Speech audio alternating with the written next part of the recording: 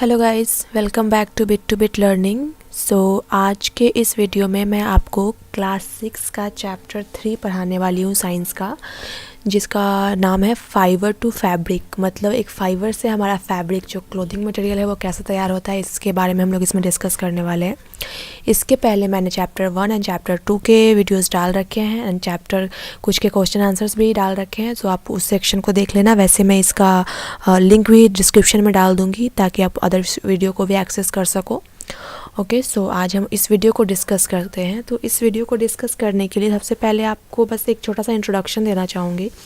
जैसे कभी भी आपने ऑब्ज़र्व किया होगा कि जो कपड़े आप पहने हुए हो या फिर जो बैग आप यूज़ कर रहे हो या जो भी कोई बेडशीट हो गया, कुछ भी जो क्लोथिंग मटेरियल आपके आसपास है उसको आपने टच किया होगा, उसको फील किया होगा, तो सारे डिफरेंट फैब्रिक्स के बने होते हैं। तो कुछ आपको टच करने में स्मूथ लगेगा, कुछ हल्का रफ लगेगा या कुछ बहुत ही सॉफ्ट लगेगा। तो वो सारे अलग अलग होते हैं, उन सब का एक क्राइटेरिया भी अलग होता है, एक उनका तरीका भी अलग होता है। उसका मतलब अगर आप टच करते हो तो आपको कोई सॉफ्ट लगेगा, कोई हार्ड लगेगा। सो depend upon the clothing material हमें वो समझ में आता है कि कौन सा क्लोथिंग सॉफ्ट है या कौन सा स्मूथ है।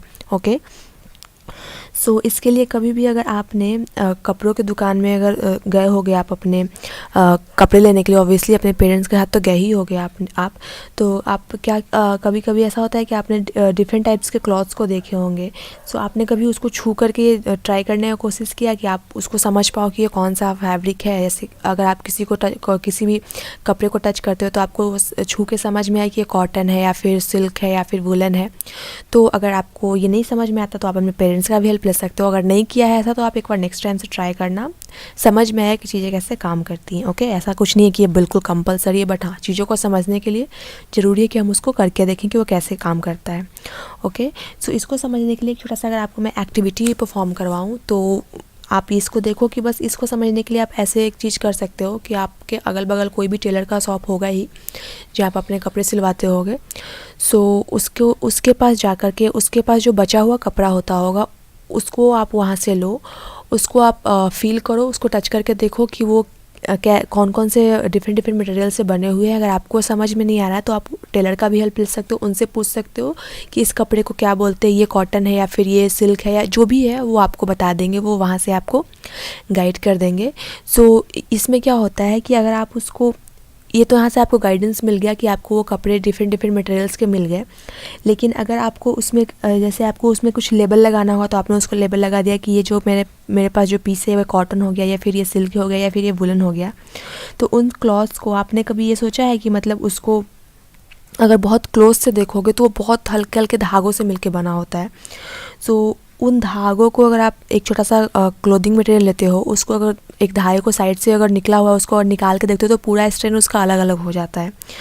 ये बस एक्टिविटी इसीलिए है ताकि आपको मैं बता सकूं कि जो आपका क्लोथ्स है, जो भी कपड़े हैं, वो सिर्फ ऐसा नहीं कोई डायरेक्ट उतने बड़े फैब्रिक से बना है, वो एक छोटे छोटे फैब्रिक से मिल करके बना हुआ है।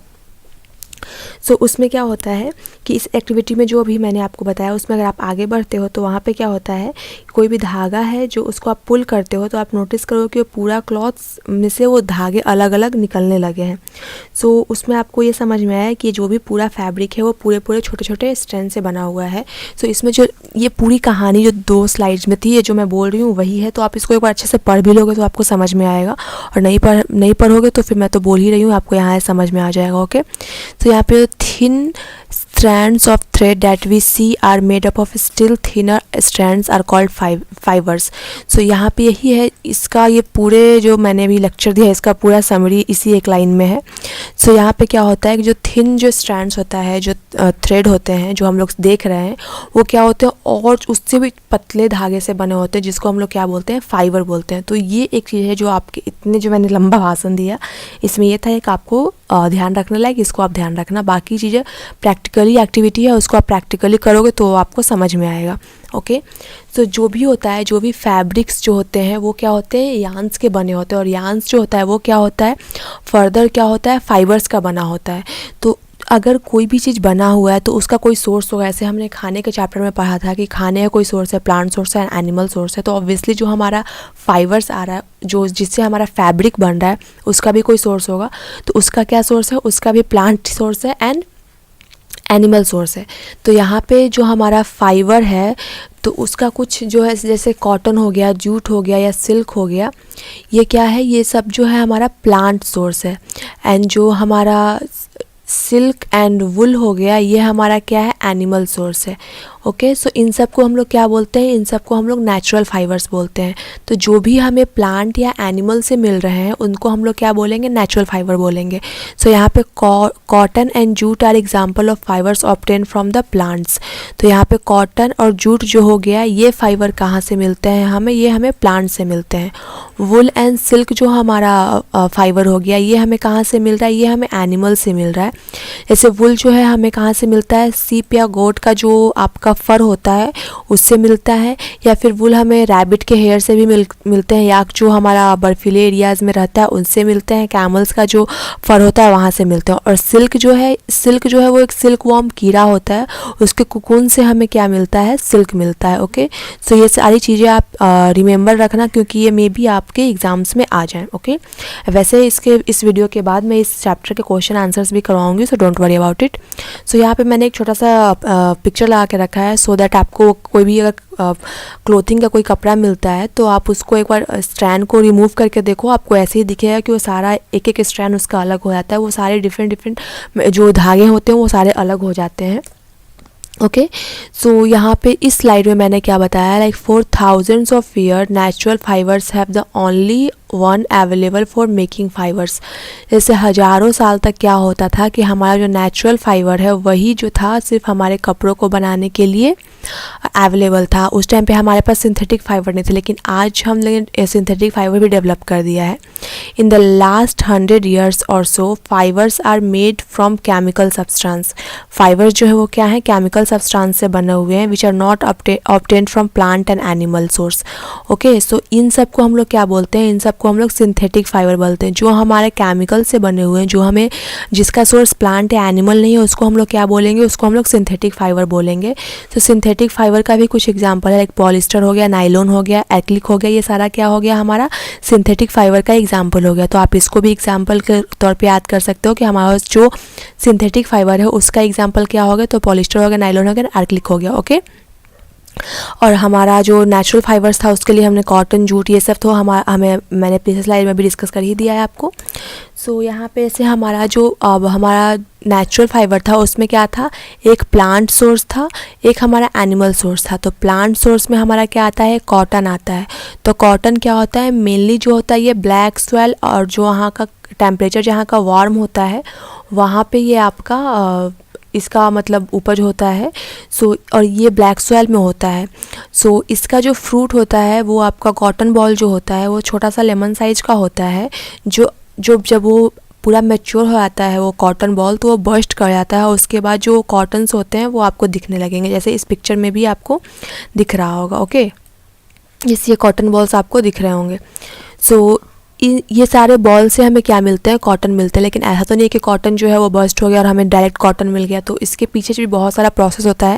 लाइक कॉटन जो होता है उसको पहले हम लोग हैंड से पिक करते हैं, जो वहाँ के फार्मर होते हैं जो कॉटन की खेती कर रहे हैं वो खेतों से पहले उसको चुन करके लाएंगे, उसको फिर सेपरेट करेंगे उसके बीज से बाय कॉम्बिंग, उसको कंघा करके उसको उसके बीज से अलग करते हैं। और इस प्रोसेस को हम लोग क्या बोलते हैं, गिनिंग ऑफ कॉटन बोलते हैं। सो उसके बीज से कॉटन को अलग करने के प्रोसेस को हम लोग क्या बोलते हैं, गिनिंग ऑफ कॉटन बोलते हैं।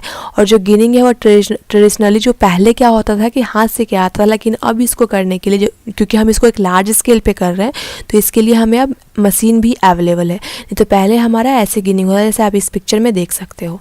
ओके, सो जूट जो है हमारा एक दूसरा नेचुरल फाइबर है जो हमें जिसका सोर्स क्या है, प्लांट है।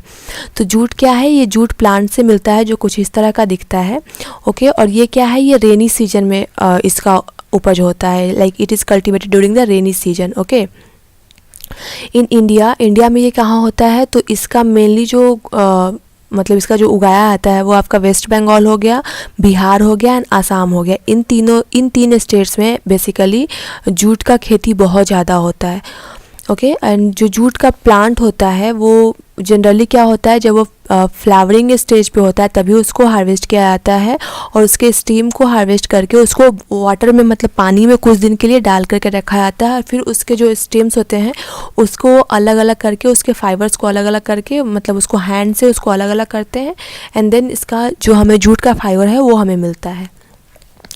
ओके, सो हमें क्या होता है कि फैब्रिक बनाने के लिए क्या होता है, all this fabrics are first converted into yarns. जो भी हमें फैब्रिक मिलता है तो उसको बनाने के लिए पहले क्या होता है, हमें इसको यार्न में कन्वर्ट करना होता है। सो इसके लिए क्या होता है कि आपको इस अगर स्पिनिंग कॉटन यार्न, जैसे आपको क्या होता है कॉटन का जो है उसको अगर जो कॉटन बॉल्स है उसको यार्न में कन्वर्ट करना होगा, तो उसके लिए हमें कोई मशीन चाहिए होगा, जिससे कि क्या होता है वो हमारा कॉटन बॉल एक कपड़े के फैब्रिक में कन्वर्ट होना शुरू हो जाए। तो इसके लिए हम लोग क्या बोलते हैं, इसके लिए कुछ डिवाइस यूज़ करते हैं, जिसको हम लोग एक तो हैंडल से यूज़ होता है डिवाइस, तो एक को बोलते हैं टकली एंड दूसरे को हम लोग बोलते हैं चरखा। चरखा आप लोग बहुत लोग फैमिलियर हो गए, क्योंकि ये चरखा जो है वो गांधी जी के द्वारा जो इंडिया का इंडिपेंडेंस मूवमेंट था उस टाइम पे इसको बहुत हाईलाइट किया गया था, सो दैट कि हमारा जो घर का बना हुआ कपड़ा हो, जिसको हम लोग खादी बोलते हैं, ये सारा जो है मतलब हमारा उसका प्रचार हो, सो दैट हमारा जो इंडियंस है हमारे जो घर के बनाए कपड़े हैं उसको यूज़ कर सके। ओके, और इस चीज़ को पॉपुलराइज करने के लिए, खादी को प्रमोट करने के लिए हमारी जो गवर्नमेंट ऑफ इंडिया है, हमारी जो इंडियन गवर्नमेंट है, इन्होंने एक अलग से इसके लिए एक बॉडी बनाई जिसको हम लोग बोलते हैं विलेज इंडस्ट्री कमीशन, जो कि बना कब 1956 में बना, khadi and village industry commission. So may be ये आपके एग्ज़ाम में आ जाए, ऐसे ही आपका एसएसटी का टॉपिक है जो मैं आपको पढ़ाऊंगी। सो उसके लिए आपको चिंता करने की ज़रूरत नहीं है। So spinning of yarn on a large scale is done with the help of spinning machine. जो भी होता है स्पिनिंग, जो यार्न का जो हम लोग निकाले कॉटन से, उसको अगर आपको स्पिन करना है तो उसके लिए क्या होता है, हम लोग उसके मशीन का हेल्प लेते हैं, क्योंकि ये सारे जो होते हैं लार्ज स्केल पे होते हैं, तो ऑब्वियसली हैंड से होना पॉसिबल नहीं है। सो आफ्टर स्पिनिंग हम लोग को क्या मिलता है, हम लोग को यूज्ड फॉर मेकिंग फैब्रिक्स, हम लोग इसको क्या यूज़ करते हैं, इसको फैब्रिक बनाने के लिए हम लोग यूज़ करते हैं यार्न्स का। ओके, सो अब ये होता है कि यार्न तो बन गया है आपका कॉटन बॉल से, तो अब इसको क्या करना है, अब इसको फैब्रिक में कन्वर्ट करना है। तो फैब्रिक में कन्वर्ट करने के लिए कुछ प्रोसेस होते होंगे, तो एक पहला प्रोसेस क्या है, वेविंग है, और दूसरा क्या है, नीटिंग है। ओके, पहला वेविंग है और दूसरा निटिंग है। तो वेविंग में क्या होता है कि जैसे इस पिक्चर में आप देख पा रहे हो कि दो मैंने डिफरेंट टाइप का कुछ ऐसा पेपर टाइप का लिया, उसको आपने हाथों से ऐसे सिल दिया। लेकिन अगर ये बहुत पतला हुआ जो हमसे नहीं सिला जा रहा है, तो उसके लिए क्या करना होगा, उसके लिए हमें किसी डिवाइस का यूज़ करना होगा। सो उसके लिए हम लोग जो डिवाइस का यूज़ करते हैं उसको हम लोग क्या बोलते हैं, हैंडलूम बोलते हैं। जनरली ये क्या होता है, हाथ से ऑपरेट होता है, लेकिन अब ये कुछ जो ऐसे होते हैं कि बहुत सारे पावर लूम्स भी आ गए हैं जो पावर से ऑपरेट होते हैं, जिसको मशीन बोलते हैं।